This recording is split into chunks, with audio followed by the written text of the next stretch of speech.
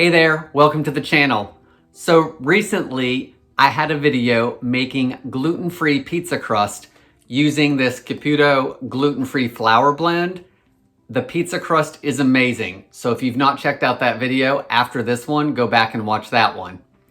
Today, I'm gonna use this same flour blend and we're gonna make some cheesy gluten-free breadsticks. This recipe is super similar to the pizza recipe, but we're gonna make a couple tweaks and I'm gonna cut back the recipe because we're making an appetizer size breadsticks. So if you wanna make a full batch, just double all of the ingredients. I'm Jamie with SavorySaver. I share gluten-free recipes, tips, tricks, and resources to make your gluten-free lifestyle easier. So please consider hitting subscribe and let's get started.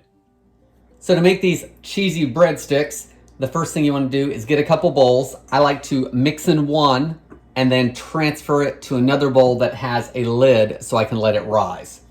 So to a medium bowl, you want to add 1 cup of gluten-free flour.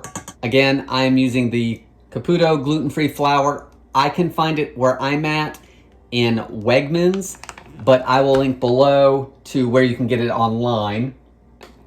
All I did was lightly spoon out the flour into a 1 cup measuring cup and then put it in the bowl.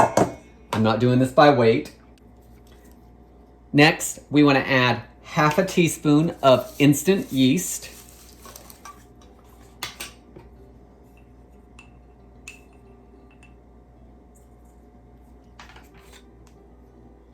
I'm going to add 1 teaspoon of just regular white sugar to help feed the yeast. And in my pizza crust video, I used honey, but at the moment I don't have any honey, so I'm just gonna use some sugar. You could totally use honey with this. I'm gonna give it a quick mix, just a little bit, just to distribute everything. Now I'm gonna add some fine salt. I'm gonna add 3/4 of a teaspoon. So there's a 1/4 teaspoon, half teaspoon, 3/4 of a teaspoon. Let's give that a mix. Now we need to add our wet ingredients. So I've got half a cup of warm water. You want that between 100 and 105 degrees. So if you start off with just regular tap water in here, I've got a glass measuring cup, about 20 seconds in the microwave, warmed it up plenty for me.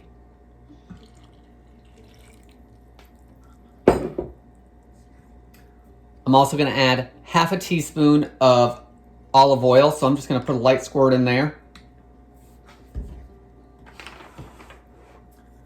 Now I'm going to get a wooden spoon and I want to mix it up, and I'm going to mix it for about 2 minutes, and that's going to make sure most of the lumps are out of the flour. So let's start mixing it up.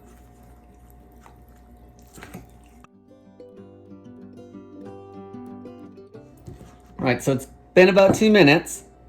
And everything is mixed in really well. I don't see any lumps in this one. So I'm going to switch over to my silicone spatula just to make sure I get all that dough / batter off. Scrape all your batter together.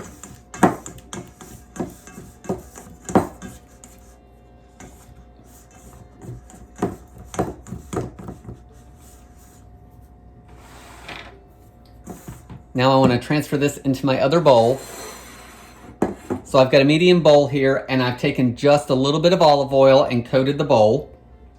So I'm going to scrape the dough / batter into the bowl.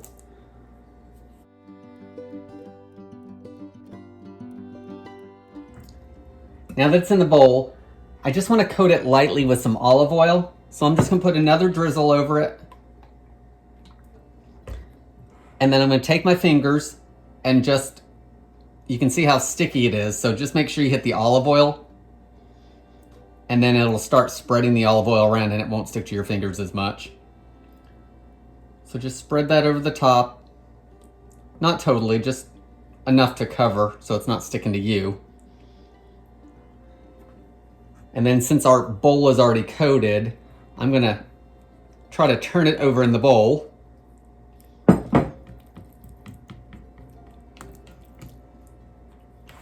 And then you can see it's not sticking quite as much.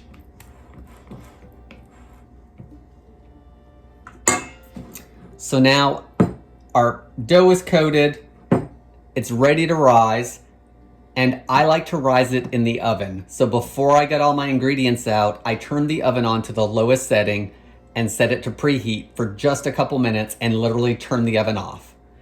Now that it's slightly warmer in there than it is outside in my kitchen, this is gonna give that dough a place to rise. It's gonna take an hour or two to rise, and if it's about doubled in size after an hour, it's ready to go. So that's just gonna be what, the temperature and the environment is gonna affect on how fast that rises. So I'm gonna cover this up, put it in the oven, shut the door, and leave it alone until it's ready to go. About a half hour before I'm gonna bake this off, I'm gonna take it out of the oven because I'm gonna turn the oven on to 500 degrees and let it start preheating. And in the oven, I'm gonna put my pizza stone because that's how I like to cook these breadsticks. The pizza stone helps everything bake faster, it crisps up. So I like to bake it on a pizza stone. So once the dough rises, we'll come back and we're gonna add some butter and some garlic and some cheese to make these gluten-free cheesy breadsticks. So it's been about an hour and a half to 2 hours and our dough is ready. Our oven is at 500 degrees with a pizza stone in there heating up. Let's look at the dough. Look at how much that's risen. So now we're gonna shape it, and I like to cook the crust for a few minutes first, and then we'll top it. So I've got a pizza screen with a piece of parchment on it, and I'm gonna use the pizza screen to help me slide the dough and the parchment paper onto the baking stone. So I'm gonna take some gluten-free flour and just sprinkle it over the parchment paper. You don't need much.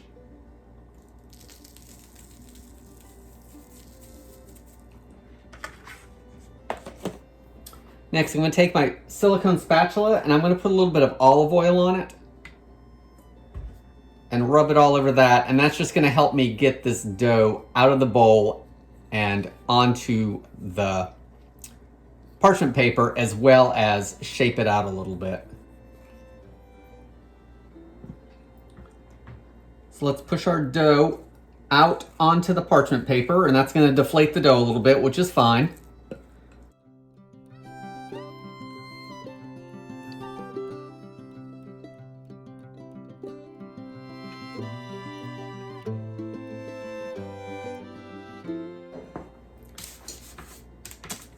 Now that our dough's on the parchment paper, you want to shape it, and it usually comes out in an oval for me. I'm not worried about it being round.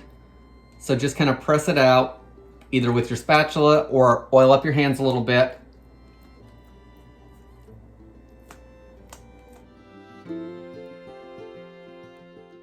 So now I've got our crust all formed. Again, it's in the shape of an oval, but that's gonna be fine. We can still make breadsticks out of that. So I'm gonna par bake it for about 6 minutes.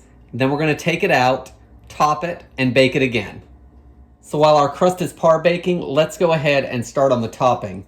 I've got a tablespoon of unsalted butter here, and I'm gonna add in a teaspoon of garlic powder.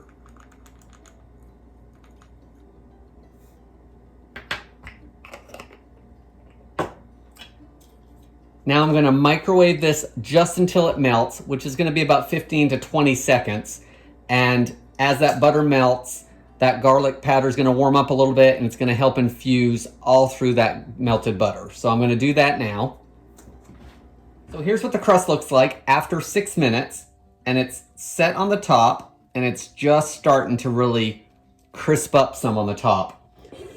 So now I wanna take that garlic butter that I made and spread it all over the crust.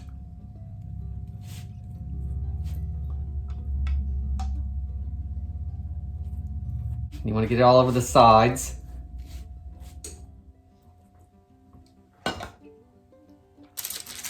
Now we need to make this into some cheesy breadsticks. So I've just got some shredded mozzarella and provolone. And when I made this last time, I was actually going to use Parmesan with it as well, and I just forgot. So I'm not going to do it today either. So just cover this with cheese. And you're probably going to use a good cup and a half of cheese, depending on how thin the crust is. And again, you want to go over to the edge as much as you can.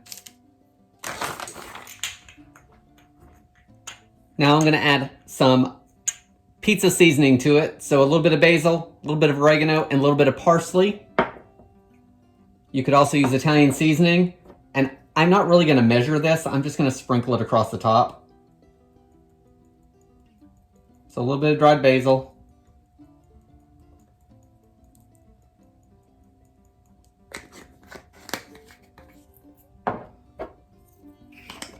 Some dried oregano.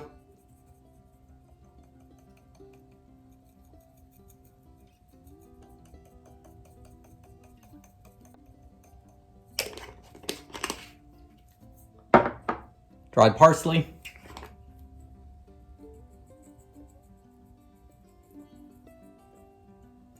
Now that that's all on there, this goes back in the oven for another 6 to 7 minutes until the cheese is totally melted and starting to brown. So here's our finished breadsticks.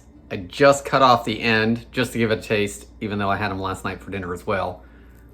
But look at that golden crust underneath, browned cheese on the top, loaded with some herbs and garlic. Chewy on the inside, buttery, cheesy, garlic, a little bit of crunch on the bottom. Guys, these are some gluten-free cheesy breadsticks that you have to make. If you can't find this Caputo Gluten Free Flour in your stores, I will link below to where you can get it. It is great for pizza doughs. It's the best gluten-free pizza doughs I've had, store-bought or otherwise. I love this flour for this recipe. Guys, I hope you give this recipe a try. Please leave me any comments below. Thank you for watching, and I hope to see you on the next video.